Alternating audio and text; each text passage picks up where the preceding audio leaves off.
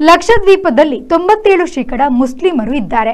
ಜಮ್ಮು ಕಾಶ್ಮೀರದಲ್ಲಿ 57% ಮುಸ್ಲಿಮರು, ನಾಗಾಲ್ಯಾಂಡಿನಲ್ಲಿ 88% ಕ್ರಿಶ್ಚಿಯನ್ನರಿದ್ದಾರೆ. ಮಿಜೋರಾಂ, ಮೇಘಾಲಯ, ಅರುಣಾಚಲ ಪ್ರದೇಶಗಳು ಕೂಡ ಕ್ರಿಶ್ಚಿಯನ್ ಬಹುಮತದ ರಾಜ್ಯಗಳಾಗಿದೆ. ಮಿಜೋರಾಂ, ಮೇಘಾಲಯ, ಅರುಣಾಚಲ ಪ್ರದೇಶಗಳು ಕೂಡ ಕ್ರಿಶ್ಚಿಯನ್ ಬಹುಮತದ ರಾಜ್ಯಗಳಾಗಿವೆ. ಲಕ್ಷದ್ವೀಪ, ಮಿಜೋರಾಂ, ನಾಗಾಲ್ಯಾಂಡ್, ಮೇಘಾಲಯ, ಜಮ್ಮು ಕಾಶ್ಮೀರ, ಅರುಣಾಚಲ ಪ್ರದೇಶ, ಮಣಿಪುರ, ಪಂಜಾಬ್ಗಳಲ್ಲಿ ಹಿಂದೂಗಳು ಅಲ್ಪಸಂಖ್ಯರು. ಇನ್ನು ಬುಡಕಟ್ಟು, ಶೂದ್ರ, ದಲಿತರನ್ನು ಹಿಂದೂ ಎಂದಿರುವುದು ಬಿಟ್ಟರೆ ಅವರು ಹಿಂದೂಗಳಾಗಿದ್ದದ್ದಕ್ಕೆ ಆಧಾರವಿಲ್ಲ. ಇದರಂತೆ ಭಾರತದಲ್ಲಿ ಮೂಲ ಹಿಂದೂಗಳು ಅಲ್ಪಸಂಖ್ಯರೇ ಆಗಿರುವರು.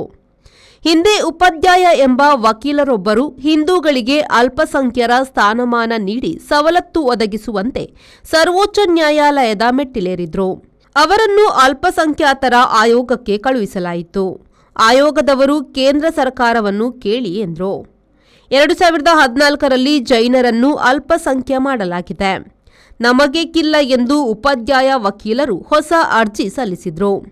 ಮಣಿಪಾಲದ ಪೈಗಳು ಅಲ್ಪಸಂಖ್ಯ ಅನುಕೂಲದಡಿ ವಿದ್ಯಾಸಂಸ್ಥೆಗಳಿತ್ಯಾದಿ ಮಾಡಿಕೊಂಡಿದ್ದಾರೆ.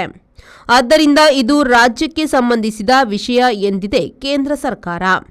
ಕೊನೆಗೆ ಪ್ರಕರಣ ಇತ್ಯರ್ಥ ಆಗಿಲ್ಲ, ತುಂಬಾ ಮಾತುಕತೆ ಅಗತ್ಯ ಎಂದು ಕೇಂದ್ರವು ಸರ್ವೋಚ್ಚ ನ್ಯಾಯಾಲಯಕ್ಕೆ ಪತ್ರ ಕೊಟ್ಟಿತು.